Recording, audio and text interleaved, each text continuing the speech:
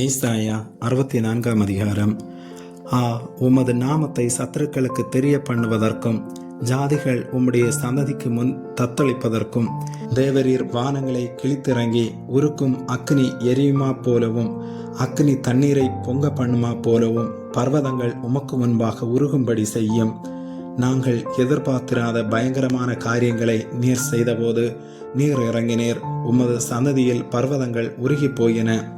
தேவனே, உமக்கு காத்திருக்கிறவர்களுக்கு நீர் செய்பவைகளை நீரே அல்லாமல் உலக தோற்றம் முதற்கொண்டு ஒருவரும் கேட்டதுமில்லை, செவியால் உணர்ந்ததுமில்லை, அவைகளை கண்டதுமில்லை. மகிழ்ச்சியை நீதியை செய்கிறவர்களையும் உம்முடைய வழிகளில் உம்மை நினைக்கிறவர்களையும் சந்திக்கிறீர். நாங்களோ அவைகளுக்கு விரோதமாக எப்பொழுதும் பாவம் செய்தபடியினாலே தேவரீர் கடும் கோபம் கொண்டீர். இன்னமும் தப்பி இருக்கிறோம்.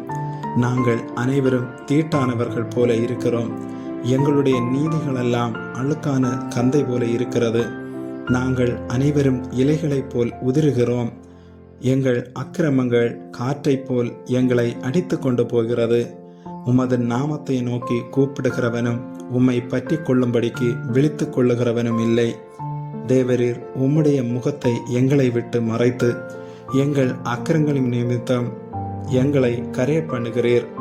இப்பொழுதும் கர்த்தாவே, நீர் எங்களுடைய பிதா, நாங்கள் களிமண். நீர் எங்களை உருவாக்குகிறவர். நாங்கள் அனைவரும் உமது கரத்தின் கிரியை.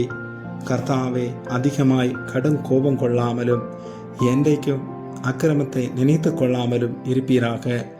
இதோ பாரும், நாங்கள் அனைவரும் உம்முடைய ஜனங்களே.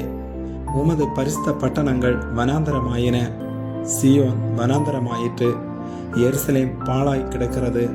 எங்கள் பிதாக்கள் உம்மை துதித்த பரிசுத்தமும் மகிமையுமான எங்களுடைய ஆலயம் அக்கினிக்கு இரையாகி இன்பமான எங்களுடைய ஸ்தானங்கள் எல்லாம் பாழாயின.